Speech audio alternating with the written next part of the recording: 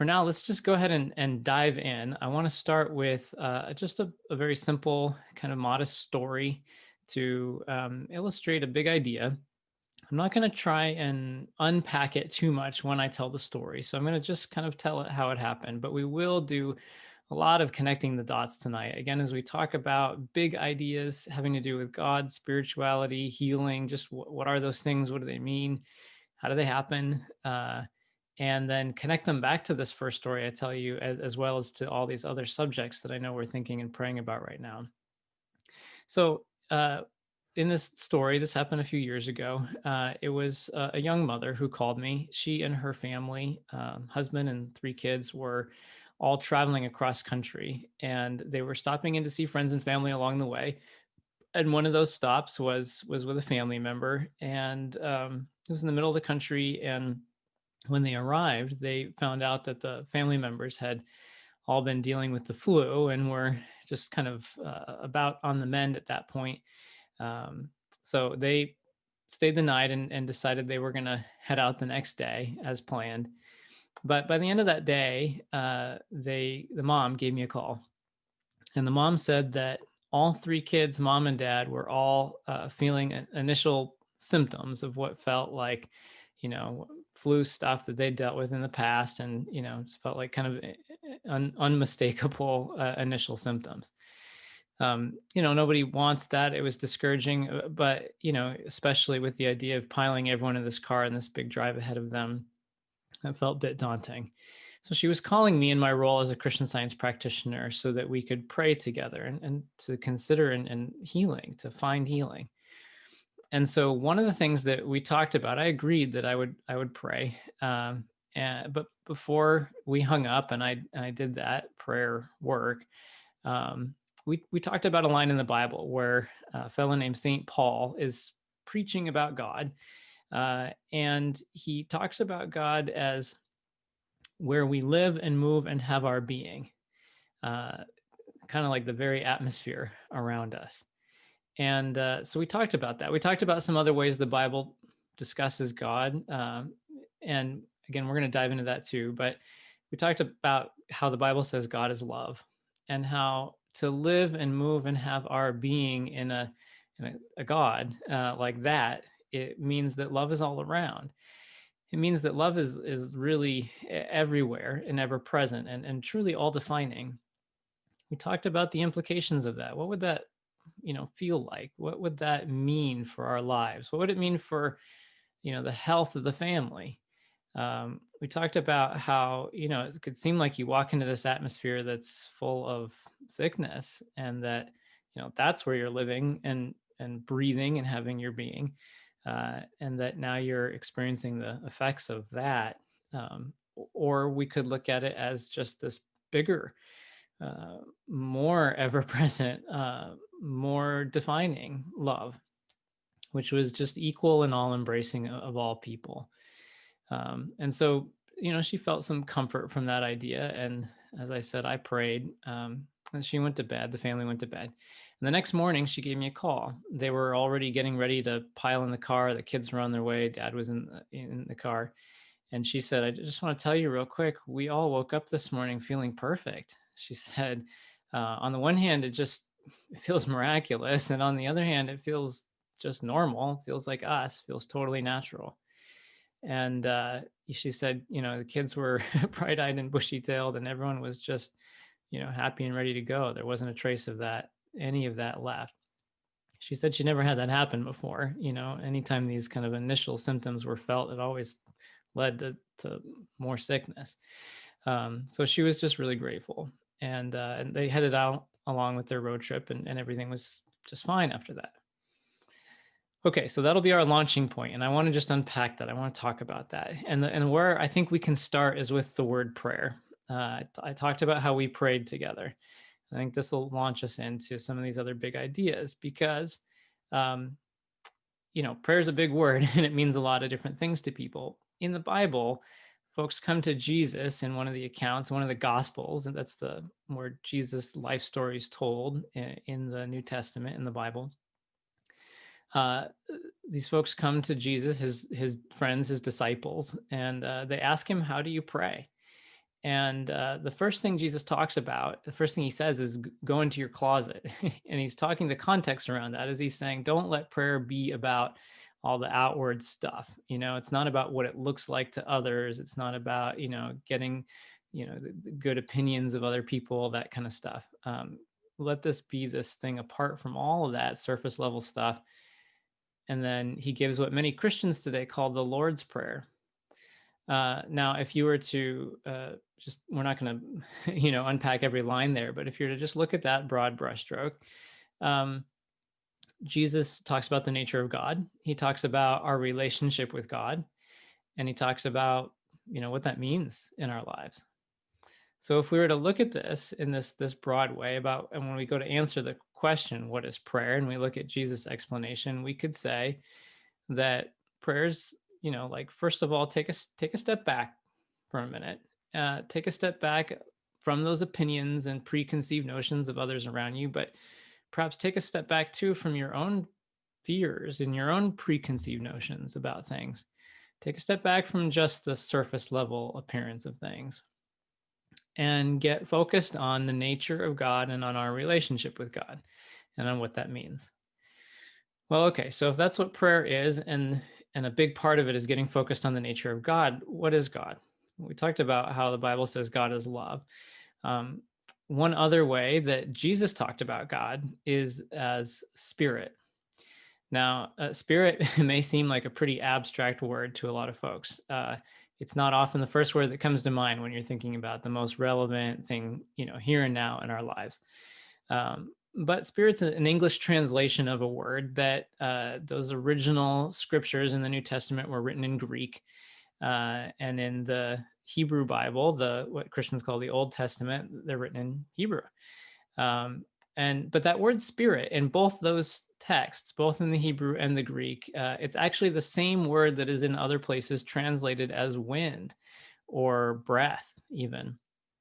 And so, if you're looking at how Jesus talked about God as spirit, maybe a way that would make that feel a lot more relevant and less mysterious feeling, an abstract feeling, is to think of it in that term of wind. In fact, as Jesus talked about God as spirit, he talked about how, you don't see where the wind's coming from, you don't see where it's going, but you see the effect of the wind, you see the leaves blowing in the trees. So air, wind, is not something we see, but it is something we know is everywhere, right? It's all around us. It's something we even think of really as integral to life, right? You might not think a lot about your breathing, breath being another word for spirit. But if it's not there all of a sudden, you would know it.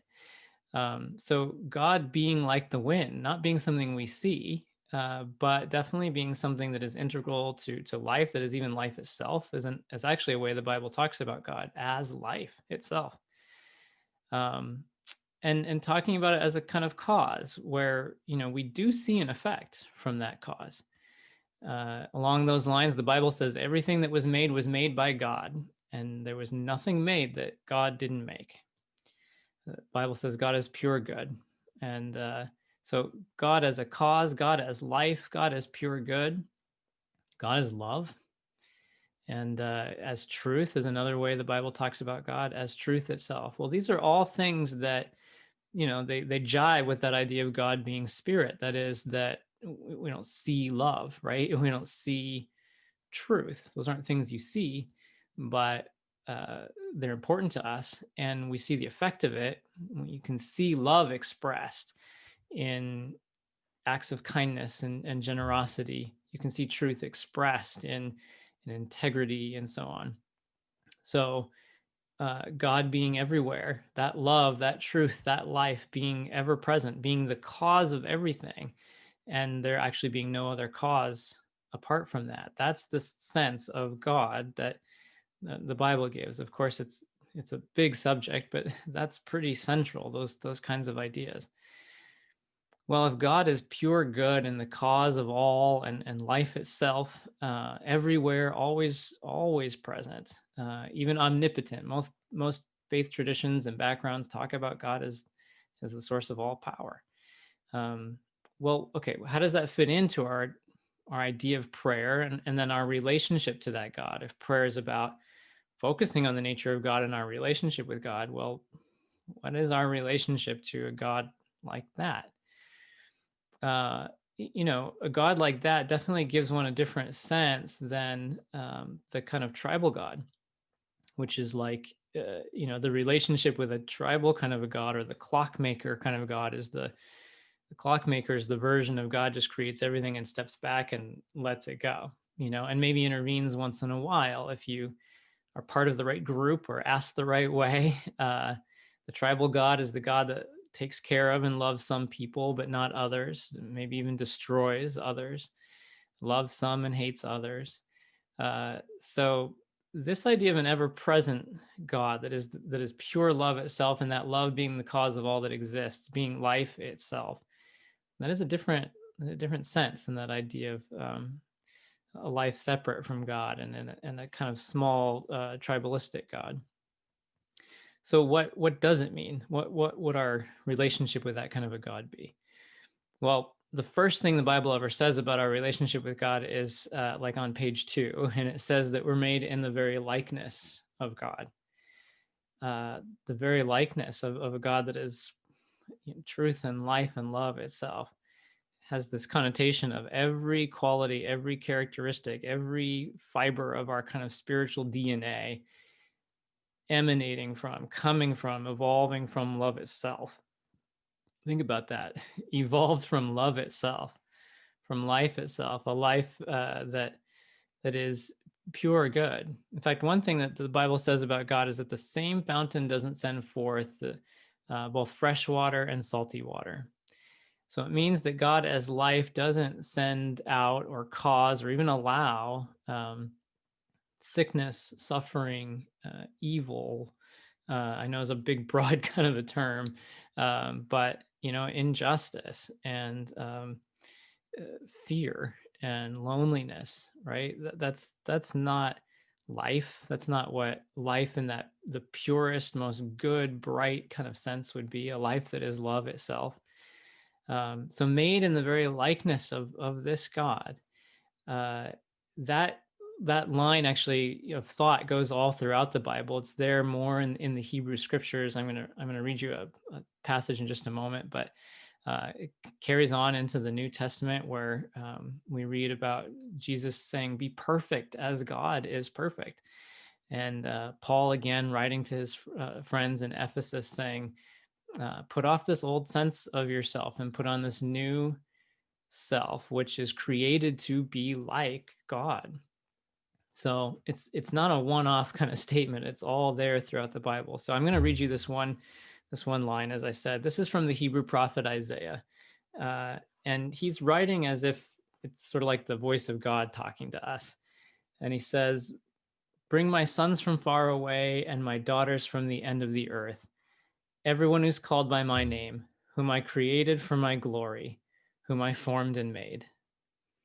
So sons from far away, daughters from the ends of the earth, that's everybody, right? That's all inclusive, not tribalistic.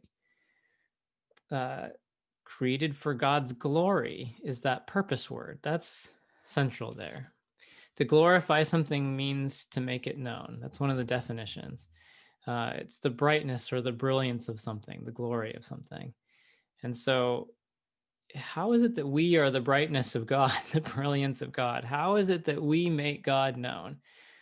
That passage isn't talking about things we say. It's not even talking about things we do. It's talking about our very being.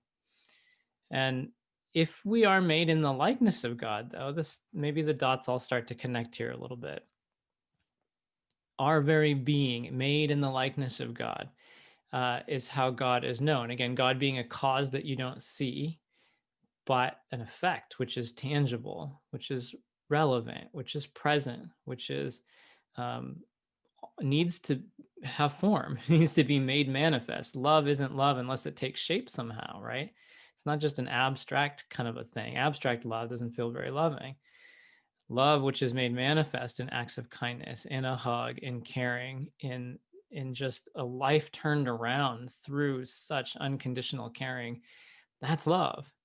And so then this is kind of saying that that's us. We exist to be the place where God shines through. that all the qualities and characteristics which you can just intuit are derived from and a part of this nature of all that is good, this singular cause that is ever present. That's what's built into us, and not in cookie cutter kind of ways, but because it's an infinite source, each in our own individual and unique ways. This is our being. This is what we're made to be. This is our purpose. Okay, so if this is what Jesus is saying prayer is about, in a sense, take a step back from the surface level appearance, the fears, the reactions, the opinions, get focused on the nature of God and on our relationship with God, what God's nature means for us. That gives us a little bit of an idea of what that could be about. But that probably sounds pretty different. Undoubtedly, it does sound different than what we see in the news, what's popping up on our smartphones, in our news alerts, what we think about, hear about, ideas we have about ourselves sometimes or other people. So how do we connect the dots there? And this is where our kind of theme, I didn't actually tell you the name before we dove in, but the talk I've been asked to give is called Spiritual Discovery in a Time of Upheaval. Well, spiritual discovery, that's where this connects, because spirituality is often just relegated to this realm of positive thinking at best, or dumbed down, uncaring, ignorant, uh, just at worst, right? That's where it is often placed in terms of just general dialogue and expectations about what spirituality is and can do.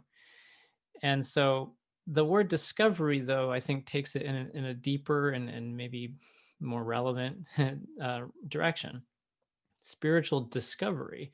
A discovery is something that has progressed humanity throughout human history. That's discoveries are breakthroughs in thought, right? They're a better understanding of what has always been true. You can't discover it if it's not already there. You can have opinions, you can have philosophies, you can have positive thinking, but a positive thought can turn into a negative thought, and all that is your spin or perception of things.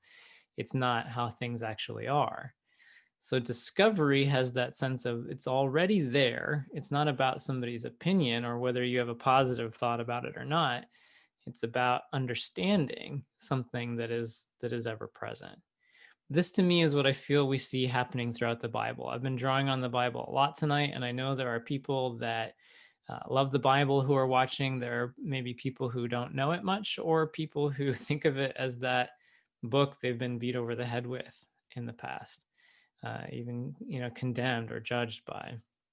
To me, that's really unfortunate, because if you look at these threads that go throughout the Bible, there's a lot of different points of view in the Bible, and you sometimes see this nature of God as life and love shining through very clearly, and in other times you see the writer wrestling with maybe a more limited sense of that, as maybe only applying to them and not others.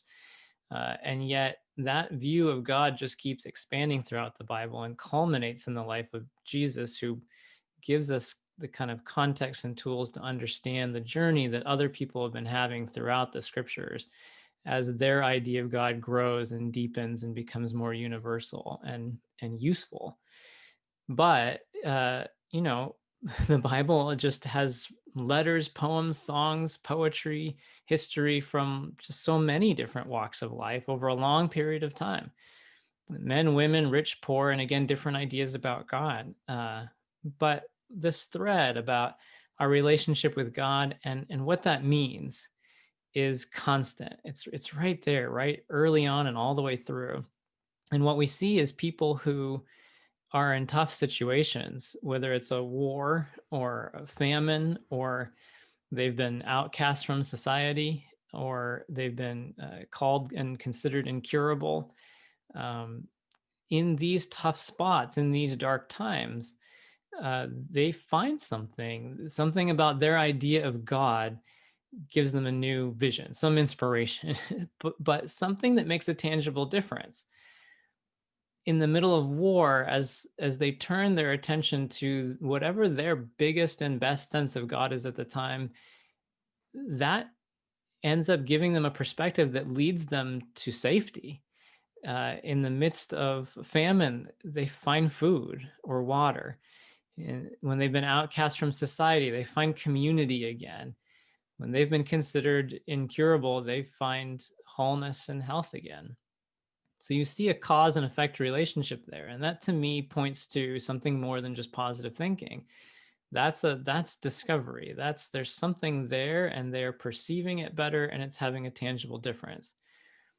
Discovery, like I said, is what has progressed humanity throughout human history. We can just see that on so many fronts. The laws of aerodynamics were discovered, right? They're laws, they were always there. We know about the Wright brothers. You may know there were other people working out, trying to understand those laws of aerodynamics around the same time, like Santos Dumont from Brazil. The Wright brothers got it the best, the quickest anyway, at that time. But the understanding of those laws have continued to evolve. One commonality among all these people is none of them went up to a tall hill and just thought positively about flying. They were each perceiving something. Now, this was a mental journey first and foremost. They didn't first see planes flying through the sky. There wasn't outward evidence, but there was a very intelligent, logical basis for understanding these laws that ran counter to people's expectations, ran counter to the way things had been done and what was believed to be possible, ran counter to anything they could see happening. And yet it was a law. And that mental journey came from understanding that law and then putting that law into practice. And the better the law was understood, the more they could build on that and build something useful. To me, that's what we see happening in the Bible. That's what spiritual discovery is about. It is a mental journey, first and foremost. That's what the role of prayer is, taking that step back from all those preconceived notions about what's possible or not, or even what things look like, and then discovering something that is truly already present, natural, understandable, that shifts our perspective to the degree that we can build in a new way, in a way that is more in line with what is natural for that principle, the derivative of that principle. If life and love and truth are the cause, the kind of principle of all things, then the effect, or what's in most naturally derived from life, is health and wholeness. What's most naturally derived from love is unity and integrity and closeness and fairness and so on. So that's, when we see people having those experiences in the Bible, I feel that's what's going on. They're discovering that. Now, discovery has just affected humanity on just about every level. We can talk easily about things like math and aerodynamics, but you see breakthroughs in people's perception of things over and over again, and it's massive. It has huge effects. Take a look at the way women were viewed, or slaves in this country, as literally inferior human beings, physiologically less developed, underdeveloped men. That was the idea. That was the perception of much of this society and pretty much society everywhere for a long time. Well, when we talk about discovery, this is an important kind of an example, because people can say, well, gosh, you're just kind of saying that some of this stuff is not fundamental to our nature. Think if life is what's normal and natural, and then health is, then sickness and injustices and so forth are you're saying unnatural or not fundamental. And that is an important point, because if we start with the idea that it is natural, that it is normal, that it is fundamental, or even that it is unavoidable and scientific, then you can't change it. Like if we actually looked back and said women are inherently unequal, less developed physiological beings, that would be a lie. But if you tried to fix it from that standpoint, then you'd be starting from a false basis, and then even with the best intentions, trying to make that unequal person into an equal person. That's not what happened. That's not how we've progressed. I know we've still got steps to take and a ways to go when it comes to full equality, but Any steps we've taken have come through breakthroughs in thought about what is already true, what is already normal and already natural, right? So it's not unequal people becoming equal, it is people perceived to be unequal, and the discovery that nope, they're not. Uh, and the more that's understood, the more that discovery dawns. And again, it's a mental journey because outwardly you might not see it.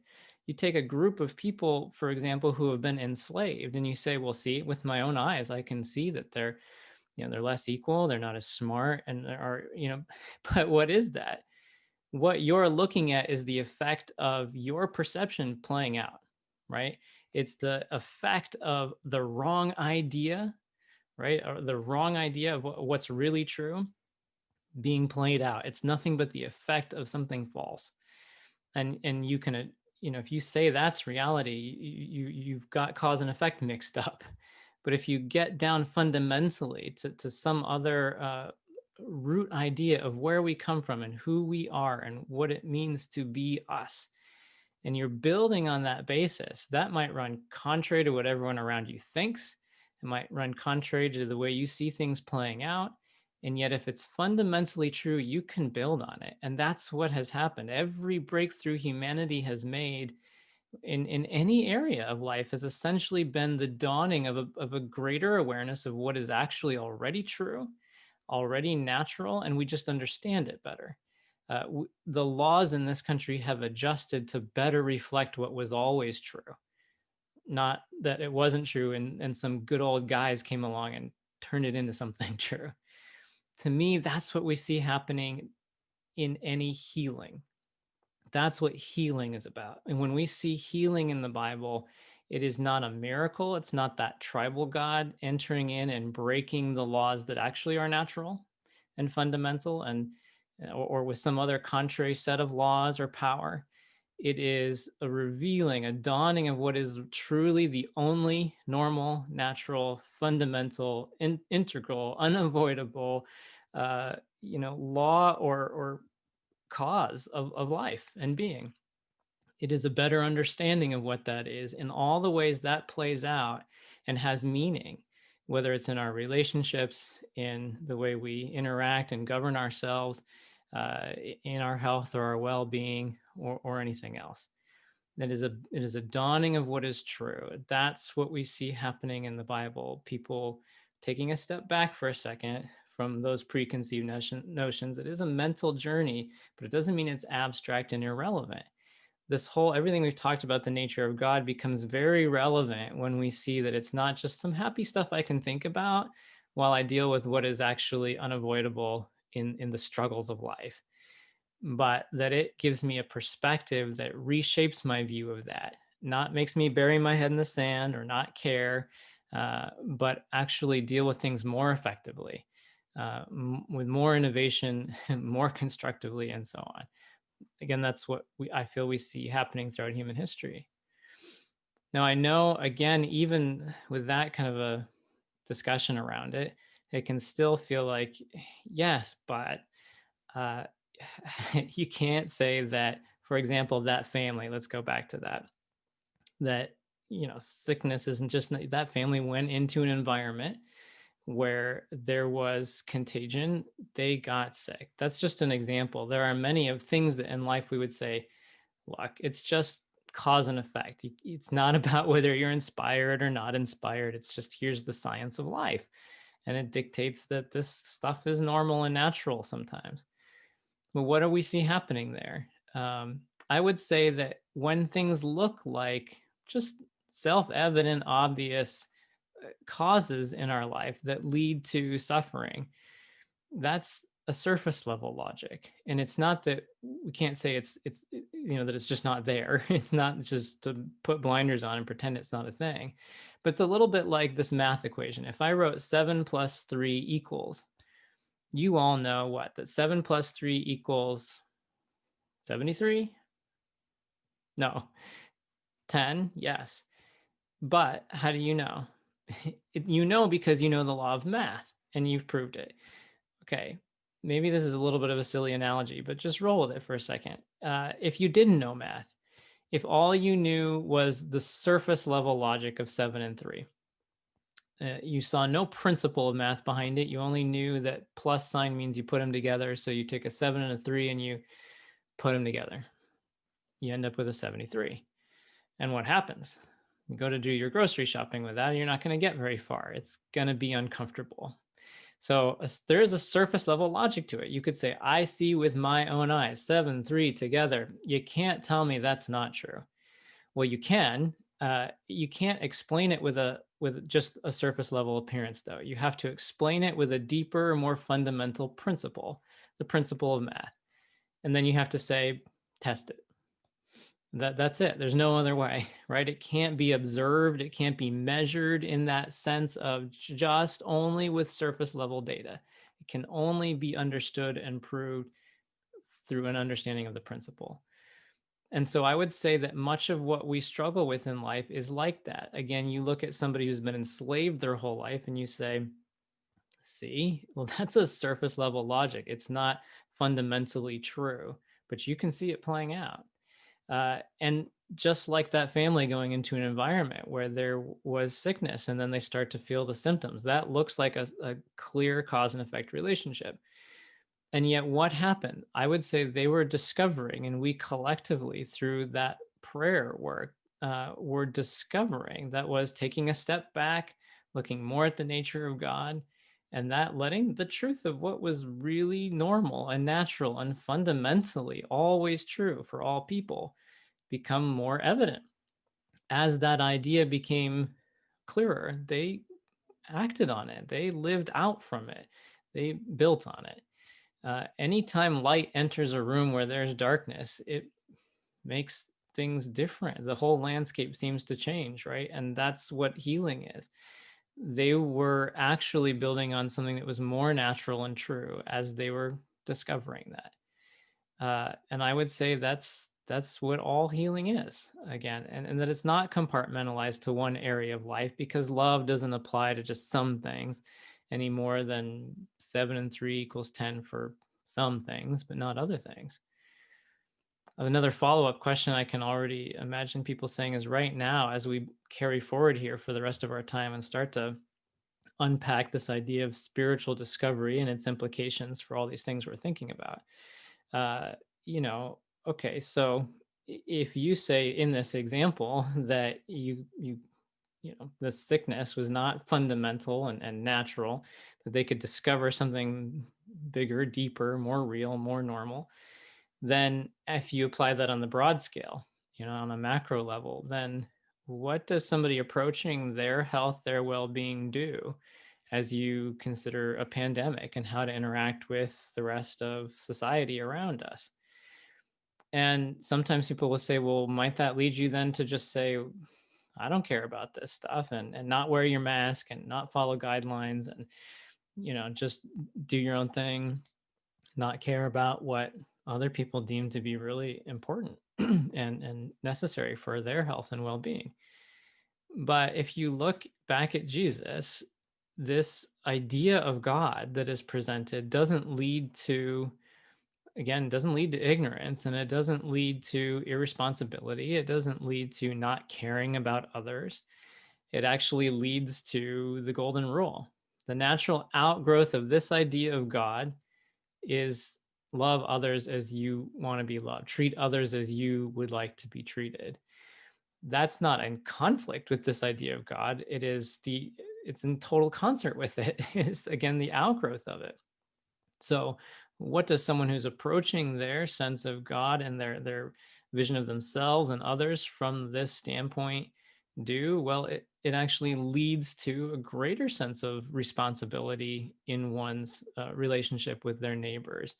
It leads to the desire to do whatever is going to make other people feel most safe and comfortable. It's going to lead to working in concert as a citizen, with the mandates and rules and laws there. Because, first of all, loving one's neighbor is just the inevitable outgrowth, but also because the person who's approaching things this way feels no conflict there. It doesn't feel like it's a sacrifice between individual liberty or loving one's neighbor, that the two come from the same source. That is, it's not going to harm somebody to follow and work together with their neighbor. They don't have to decide, is it one or the other? Do I sacrifice myself for other people or something like that? What, the source of all good is the source of all that is good. Same thing goes with the question of like vaccination. People might say, well, this is a lot of people are just looking forward to that and depending on that idea. Are you then, if you don't look to that as your source of health, are you anti vaccination? Again, that's all part of the same question. It's a very easy kind of an answer that someone who's looking to their highest, deepest, most like thought out and conscientious form of health and well-being in this direction doesn't need to feel any conflict with, and is certainly not anti anything that other people are looking forward to finding, for their health and their well-being. That person doesn't feel that their connection to their source of health and well-being is at all threatened. Even if the law were to require somebody to get a vaccination, it's not something that gives you health any more than it takes it away. Uh, that comes entirely from this single source of what is life and what is our well-being truly. Each one who approaches things in this way is discovering that on the deepest level. And so whether you call it 7 and 3 equals 73 or 37 or anything else other than what is fundamentally true doesn't really disturb or change what's true. One can be looking there and experiencing that, proving that in their own lives, step by step, in the most natural way, without it ever coming into conflict with their desire to love and support their neighbors and work together in concert, with society. So all of this ties together in the way that we are just moving forward together. All of humanity is moving forward. Everybody is embraced in this big idea of what is good and normal. And everyone has their own, journey in that, their own, any kind of discovery is everyone has to prove that for themselves. And just like with any other discovery, there's no mandate in any approach like this that says someone has to do it one way or has to do it another way. There's no such mandate. It's just, here's an idea of what is fundamentally true.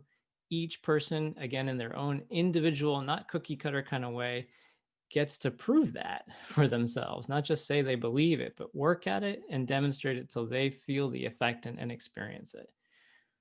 Now, this idea of experiencing what is good, what is true, experiencing God and God's nature is really central to this approach to Christian science. To call something a science is to say that it is universal, it is timeless, and it is understandable, and it is provable. Anyone who's learning about any other kind of science just doesn't go in and take their their math test or their chemistry test or something and just write, I believe it all, and then expect to pass the test. They learn the principle and apply it to the equation or the experiment until they get the same kind of results. They know that it's impartial and that it's available to anybody. But what we're talking about is a science of Christ.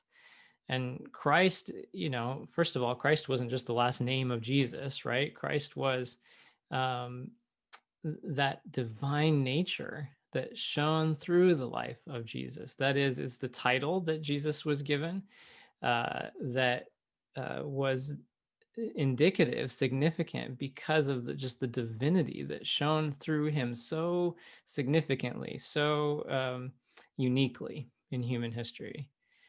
That presence and activity of God, we could call that Christ light or that Christ nature, which shone through him. And that same presence and activity of God is what we're talking about. God is not just this cold, abstract thing that we have to understand and use. We don't use it so much as it governs us, and we're just understanding it. That presence and activity of God is what uplifts the community today. That Christ presence is what moves us forward with love today. I mean, we're here now in the Christmas season, and that's kind of why this is so important to humanity. It's that the way, the brilliance, the light, the love of God shown through the life of Jesus is symbolic of what is ever present. It is hopeful, not because of something that happened 2,000 years ago, but because of what it proves for all time.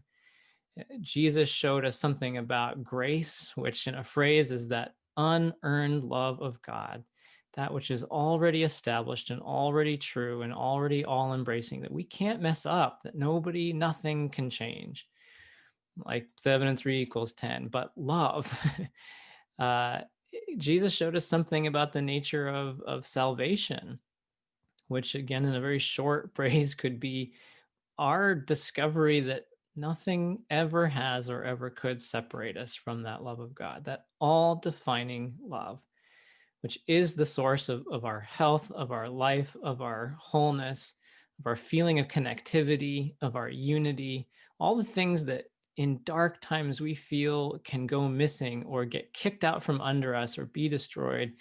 Then comes that Christ light, that presence and activity of God just dawning on us. That's that truth that is awakening us. That's, again, what healing is.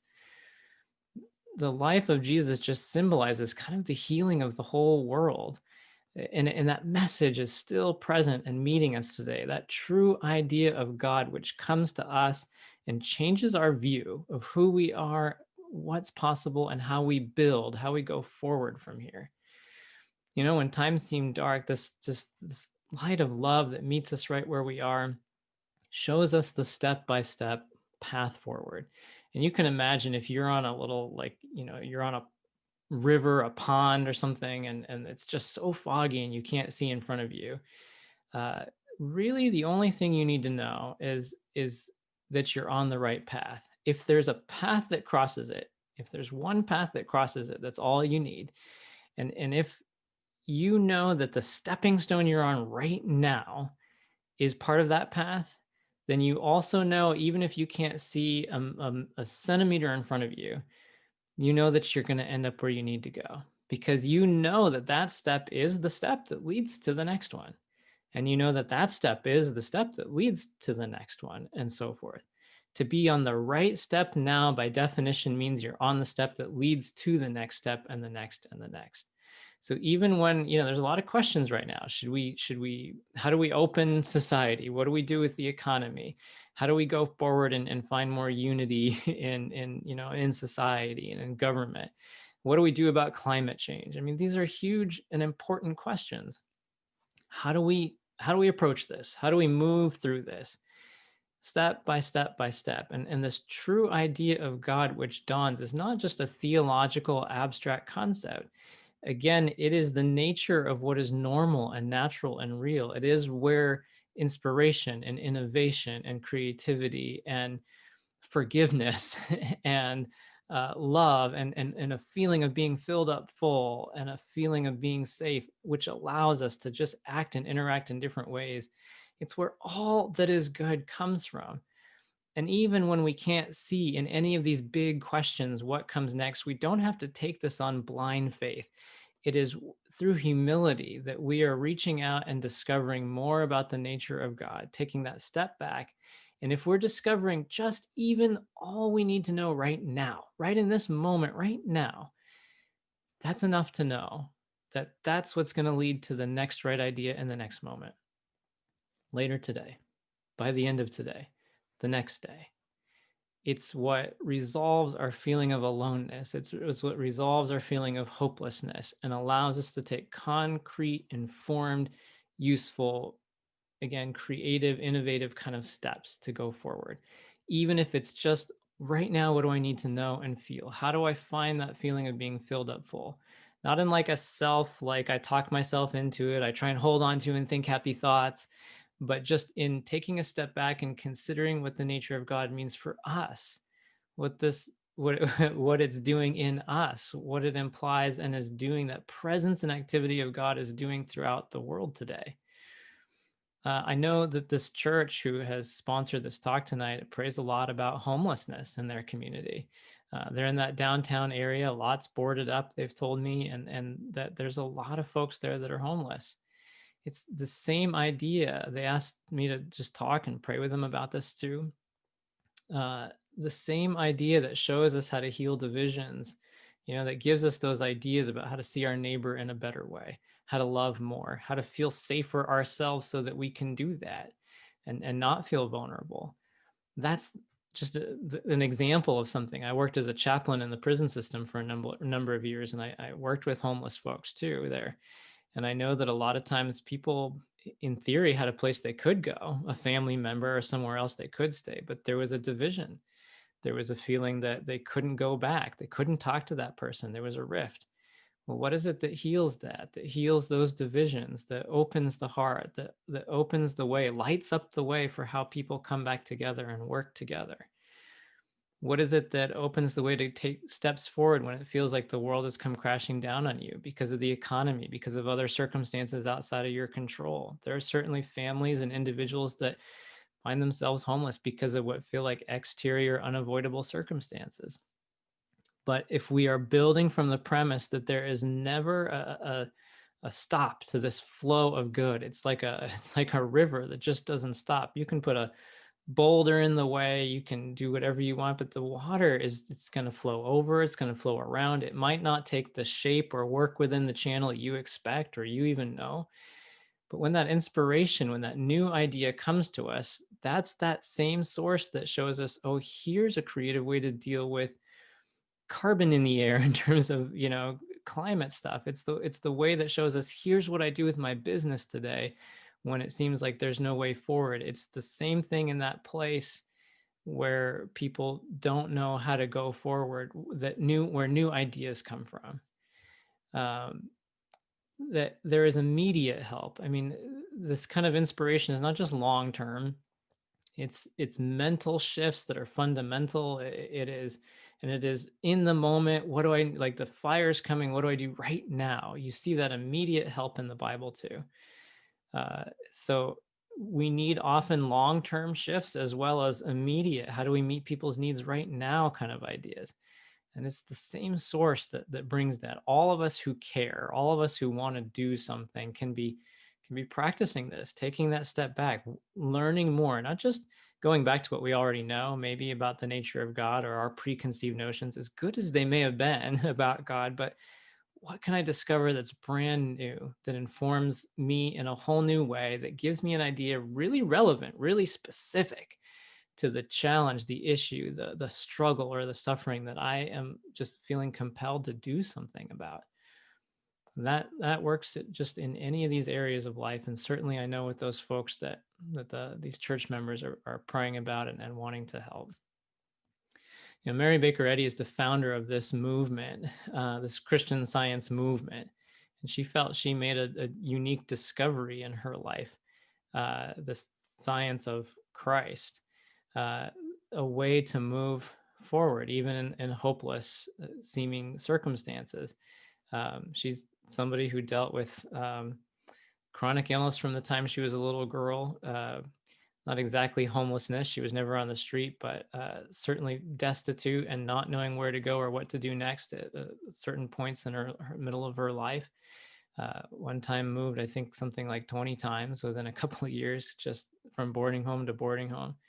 Had lots of good in her life too. Had great role models and good family members, and just a powerful and dedicated upbringing with the Bible and her sense of spirituality. But like the human situation is, we all have our struggles and our ups and downs. But this movement of healing was born out of what also transformed her life. This what she felt was this discovery of, again, to call something the science of Christ is to say whatever was true at the center of Jesus' life and teachings and healings and example has to be universally timeless, universally true, timeless, accessible and understandable and provable. This is what she felt changed her life in very tangible ways in this middle period of her life where she was really struggling.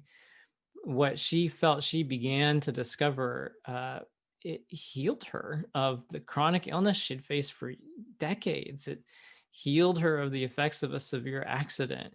Um, and it was became a healing movement. The more she just wrestled with these same kind of big ideas and helped and healed others really quite consistently.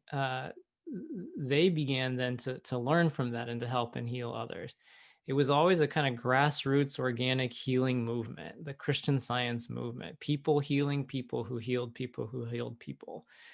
You can read the book that Mary Baker Eddy wrote. She wrote a number of books. This is her main work, Science and Health with Key to the Scriptures. And this is a book all about the Bible and how the ideas in the Bible are really relevant in our lives today. How we wade through the historical context and other things that sometimes make it seem unlike something that is relevant or even desirable, and brings out those lessons and shows us now, no, right here and now, this the same God that people were learning about, improving, we can experience, we can understand, we can feel our relationship with this God. And I have recently been rereading the last 100 pages of this book that are all just kind of knock your socks off stories of people who, just by reading this book, found really significant healing in their life, many times in cases that were considered incurable, but often in relationship issues and moral issues where they'd felt trapped in a just a repetitive self-destructive kind of behavior, and then just felt like they woke up to a better sense of who they were and what was normal and natural. um, Mary Baker Eddy's whole life was about just seeking this Christ, this presence and activity of God, and seeing what that means in our lives. She approached every issue she faced that way. She was as human as anyone else, and had her things to learn, but showed what anybody who just strives in this direction can help accomplish, too. Um, she started a magazine, a weekly and a monthly, actually, two magazines that are still around to today. Mary Baker Eddy lived in the 1800s into the early 1900s. And so where people could write in and like weekly, monthly again, and talk about just any people from their any background. What are they discovering and what is the healing that they're finding, those breakthroughs in their lives? Just to show how even though all of this can seem pretty divorced from the way things seem to work, that it is going on with everyday people all of the time. Again, this has always been that kind of a movement. This is that he showed how these breakthroughs not just healed her and started this movement, but also helped her break through some of the really big preconceived notions of her day. About women is one of them. Age is another one. Just whatever would limit us. She started also an international newspaper when she was 87 years old. So talk about thinking, well, what can I do and how am I defined and what's possible just from a surface level appearance of things, versus saying, well, what is the nature of God and what does that mean about what shines through me and what any of us are capable of doing inherently. Um, age aside, that's a pretty significant deal. She spoke, she wrote, she founded a church and a movement all at a time when it was actually considered immoral for women to speak in public. She made breakthroughs in copyright law. Just really a fascinating person who just built her every step on these big ideas and said, this is, what Jesus is showing us is possible for everybody. She felt that this is really what Jesus promised to everyone when he said things like, whoever follows me will do the same works that I do. I'm going to read you actually a line from this book that I love. It seems really relevant to our topic tonight. First of all, the book starts with the phrase, the time for thinkers has come, which I love. Definitely not a stick your head in the sand or just find what makes you feel comfortable and happy and don't worry about everybody else kind of an approach to life. Really a think and grow and make change kind of an approach. She writes, the conceptions of mortal erring thought must give way to the ideal of all that is perfect and eternal. Through many generations, human beliefs will be attaining diviner conceptions, and the immortal and perfect model of God's creation will finally be seen as the only true conception of being. She goes on and she talks about science, and she's talking about the science of Christ. She says, science reveals the possibility of achieving all good and sets mortals at work to discover what God has already done. I'm going to read you one line here from the Bible too, and this is again from St. Paul. He says, this is in First Corinthians. He says, "Now we see things imperfectly, like puzzling reflections in a mirror. But then we will see everything with perfect clarity. All that I know now is partial and incomplete, but then I will know everything completely, just as God now knows me completely." Again, that idea that kind of like a clown house mirror, things are distorted. We see puzzling reflections in the mirror. Uh, we see only what is partial. We see lots of good and love and stuff around us. There's so many. It's worth just really valuing those examples of where progress is breaking through. But at the same time, it's like it's always about better knowing ourselves as God already knows us, and as in the way that Paul's putting it, as God already knows us completely, or in the way that Mary Baker Eddy wrote it, discovering what God has already done. I know we're just about at our time, and we'll go into some question and answer here. I want to just touch on one other thing and tell you another quick story before we do. And this is at least in part to address this feeling of just real division, a feeling sometimes of feeling victim to other people's like not fair points of view. And so it's a simple story. Again, it's a story about a grandfather actually who called me, and he said that a year before he had called me, he had had a really bad fight with his grandson. His grandson was an older teenager living at home still with his daughter, the grandfather's daughter, and the boy's mom.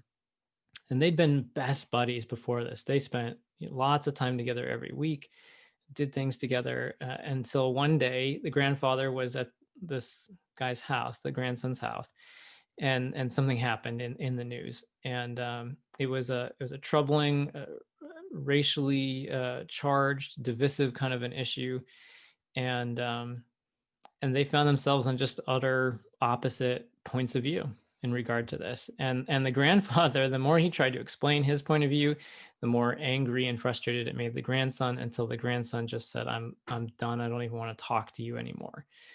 The grandfather thought that might blow over after a bit, but every time he tried to reach out and strike up a dialogue again, just the grandson wouldn't have it, would go lock himself in his room or something. Again, it had been a year since they had had any communication.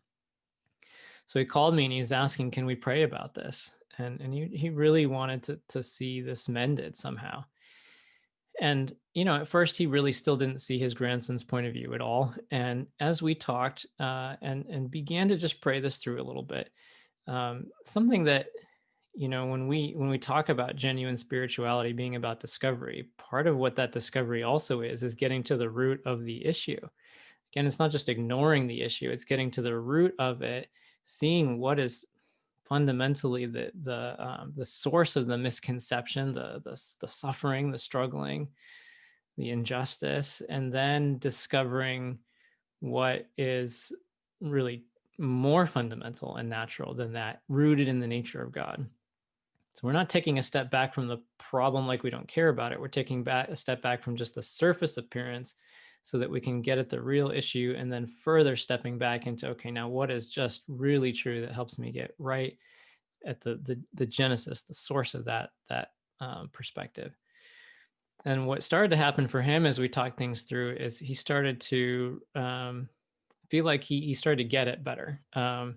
Where this anger, where this long pent up feeling of frustration and history of injustice was coming from. As that began to dawn on him, he really had a big shift in his point of view, and compassion welled up, compassion and a huge desire to to do something about it. That was always in him. He just hadn't quite seen what was really going on there. As he did, he suddenly he's like, what do I do? And then he started feeling overwhelmed. This is such a big issue. How do I help anybody? How do I make any kind of a change? Just little old me. And we talked about how, when you're in a room, you turn on the light or you open the shades or something and let the sunlight come in. The power is not in the person. Healing is not about one person's kind of thoughts overpowering another person's thoughts. It's not about some magic juju going out and kind of trying to fix stuff. It's the power is in the principle itself. That is, the truth itself, when seen, when recognized, when understood, just makes the lie no longer attractive. It is only a misunderstanding of things that perpetuates stuff. So what we see in human history is this awareness of like, oh, this is what's true. This is what the law of the universe is. This is what is natural to us. And so healing, whoever is flipping on the light switch or letting that light of truth in, it's not their power. They're not the source of it. They didn't cause or create truth. The truth itself overturns what is a lie, what is a struggle, what is the root of the suffering. So we talked about how he could look at the nature of God, something just that really informed him, where the security, the fairness, the equality, the freedom, the open door for opportunity and progress was coming from. That was already present, that it was already the power. The more we talked about discovering the nature of God and how his discovering that for himself was letting the light in, and the light is what would do the work. It would inform him of what to do, of what to say, of how to take action. But even more than any outward thing, just that light itself, just the recognition of it, brings light to the darkness, sometimes in ways that there's an effect that comes that we didn't even expect. And so he started feeling good about that. But then, he came back to the grandson. What do I do about this situation? How do I go convince him that I have a perspective that I think he'll appreciate more now? And we talked again about how prayer just isn't about trying to push one's will on anyone else. It's not, I pray because I know I'm right, and then I'll get someone else to see what's true too through my prayer, through the power of my prayer. It takes the humility for everybody to step back.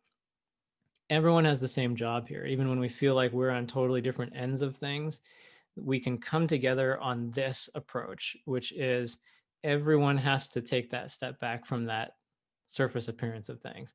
The more any one of us does it, that path forward that doesn't make us all like each other. It doesn't, the same as one another. It doesn't mean we're all going to end up with the same points of view on every issue, but it does show us how to constructively, usefully move, make progress. Again, maybe not everything all at once, but step by step. What does that look like? It's never about manipulating or making other people into our likeness and what we want them to believe. But it is saying there is a way, and that way won't victimize or leave out some quality or characteristic we care about. It's often the hardest part of prayer, is letting go of our preconceived notions, but recognizing that never means giving in to anything that is not like the nature of God. So, this is not about like, well, it doesn't matter if healing happens or not. It doesn't matter if health happens or not. That's absolutely not true. Health has to be the natural effect. And if we're not discovering that in our prayer, then we go back and we do more. Progress, fairness, unity, that has to be the effect. So we're not giving up on anything good, but we are saying, I want to discover this bigger way. I will be open to all the innovation and new ideas possible that bring us together to move things forward.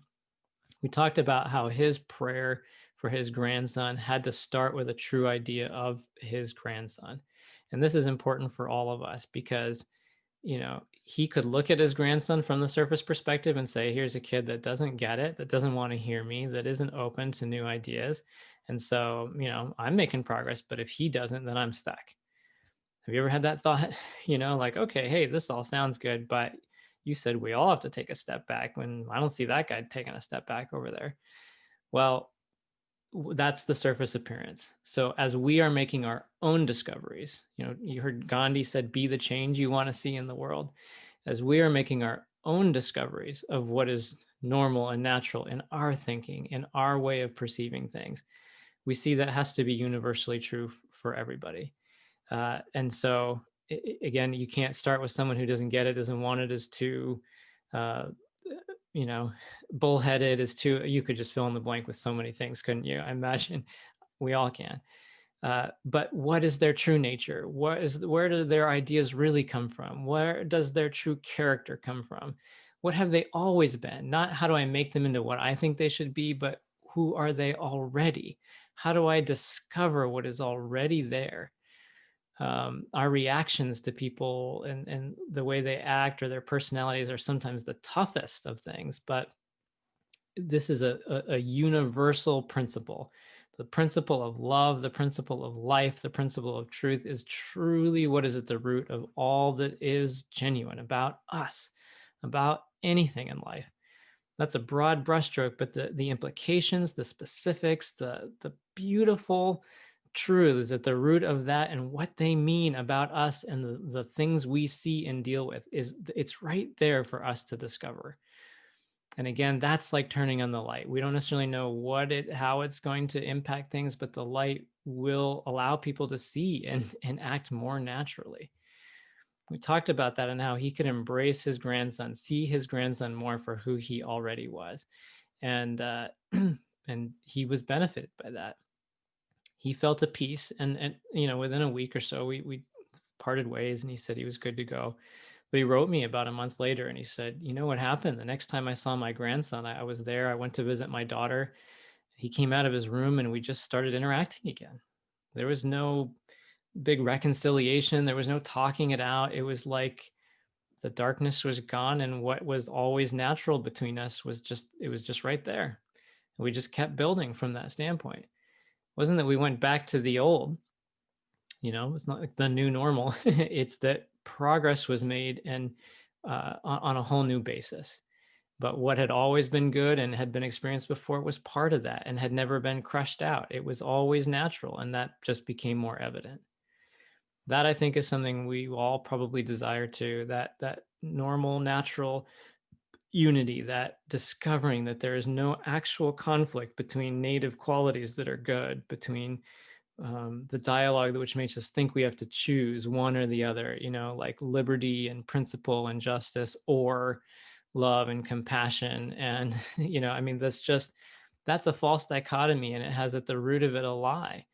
There is a way where we discover the source of all those things and how that plays out in a way where they're not in conflict. It's not about compromising some good to get unity. It is about the unity that is rooted in that perfect goodness that is bigger than any preconceived human notion.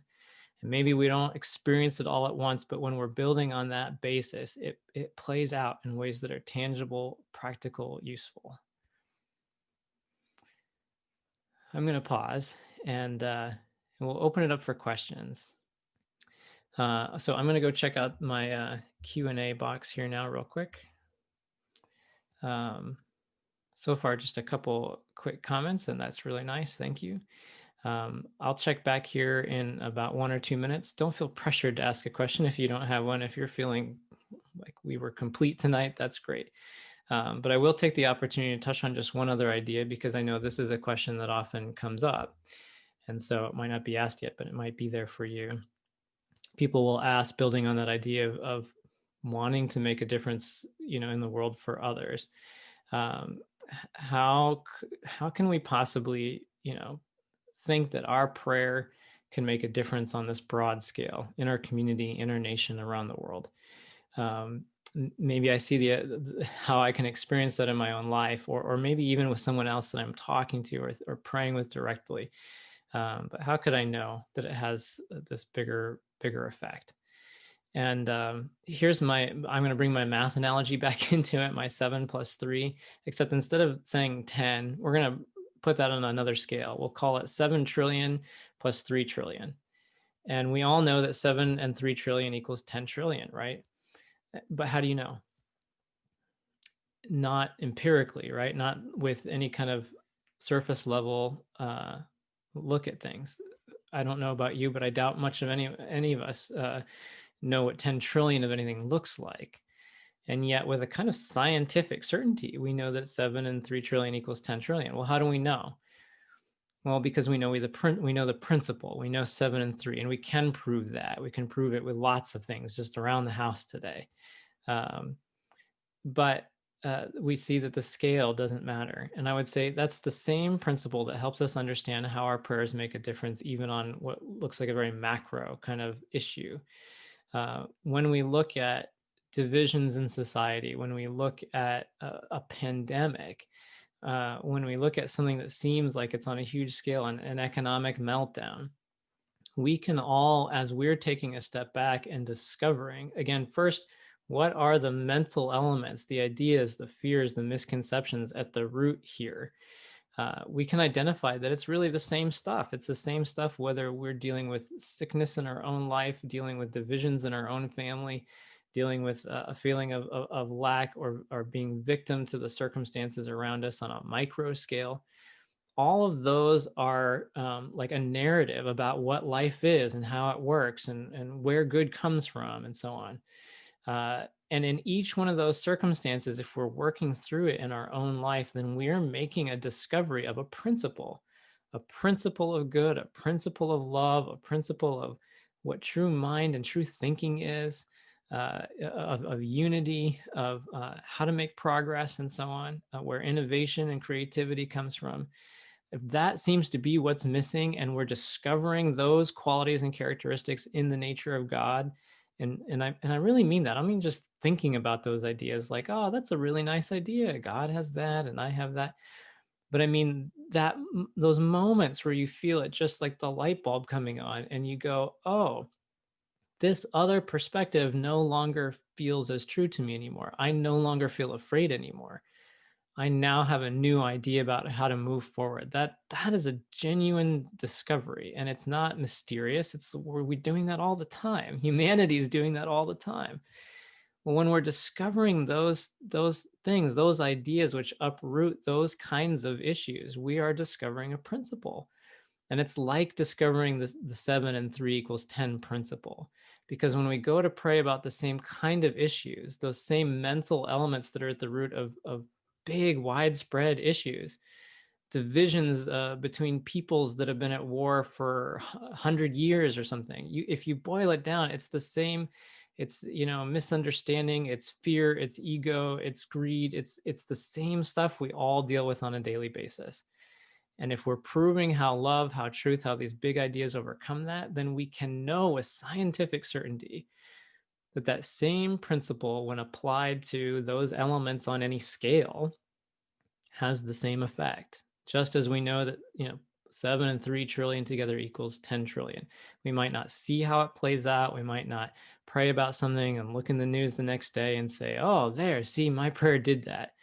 There's a lot of collective thought and people here, but we know that what's being addressed are those misconceptions. The darkness itself is being addressed when we bring the light to bear on it. Again, the power is not in us. How does my prayer, my mental something go change other people?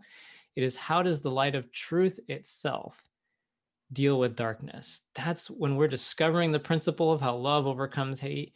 We are discovering the power of the light of love. And so the power is in the principle itself. It's in the truth itself. It is in what it means and implies about that darkness, that dark element in thought, and how that element cannot stand and cannot continue to seem to be real and influential. That's what we're discovering in our prayers, even when it seems like it's on a macro level. And that's how, if we're proving it in our own lives, we can know with scientific certainty that our prayers are having an effect. And our prayers are needed. You all are needed as discoverers yourself. The way has been shown here. I mean, again, I love this Christmas time. It's for all time, but it just reminds us. It's such a beautiful reminder that we can, even in the darkest of dark, that light pierces through and comes to humanity in just whatever shape we can understand it. Comes right to where we are, right in the form that makes the most sense, that is the most relevant, that is the most useful. That's how divinity reaches humanity. That's what we see taking form in the life of Jesus. That's what we can see right now, that same spirit of love, of truth, the Christmas spirit, taking shape now in our hearts, in our thought, in our creative ideas about how to move forward. There's a principle behind that that is timeless and is universal. Your willingness to just take the time tonight to think through these things, to pray about them together. Jesus said, "You're the light of the world." He said that really for anyone who was following his light, the light that shone through him. That light is reflected in our lives when we seek it. We seek to understand it, just out of love for others and the desire to experience more of that wholeness and goodness in our lives. So thank you. Thank you for being you. Thank you for taking the time to do that. I want to read you two last things. We haven't had some nice comments come in, but I haven't had any other questions. So I'm just going to read you these two last lines, one from the Bible and one from Science and Health, and then we'll wrap up tonight. This is back from Paul, again, in the book of 2 Corinthians. A short little sentence here. He says, "See, now is the acceptable time. See, now is the day of salvation." So right now, he's saying, right now is the time. When some thought comes to you and says, but I'm not ready, but I don't know enough, but forget, that's not what the principle says. It's not what the implications of God's nature mean in us. Anytime something says, I can't, just pause, take a step back. What does the nature of God mean about us? What God is doing in us? It's not about what I cause or what I do. It's what does it mean about me, what God is and what God is doing? That's discovering right now. And he calls it the day of salvation. And again, if salvation is that discovery that nothing can separate us from the love of God, also can't separate us from the nature of God in any aspect of our lives. That's not just a broad, sweeping, empty statement. That is a promise, the implications of which are just so deep. And Paul is here saying that now is the time, nothing to wait for. This is not a rah go get him speech. This is the biggest hug of the universe, of divine love itself, saying right now you don't have to wait. The love of God is so loving that it is not on layaway. It is not on hold. It is not waiting for other people out there to get it. It is a river that is just never going to stop flowing. And nobody and nothing can hold it hostage, stymie, derail it. It's just going to flow. And we can be right there feeling that, carrying us along, carrying the world along, and moving us forward in that line of light. Now, from Mary Baker Eddy, in her book, Science and Health, she says, it's possible, yea, it's the duty and privilege of every child, man, and woman to follow in some degree the example of the Master by the demonstration of truth and life, of health and holiness. This is for everyone. It is unconditional. And it just flows through us. And no part of our lives is left out. Nothing. We are entirely governed and embraced by this line of light, by love itself. Thank you all so much again for being here tonight. Thank you all again so much for being you and for your prayers. Merry Christmas and take care.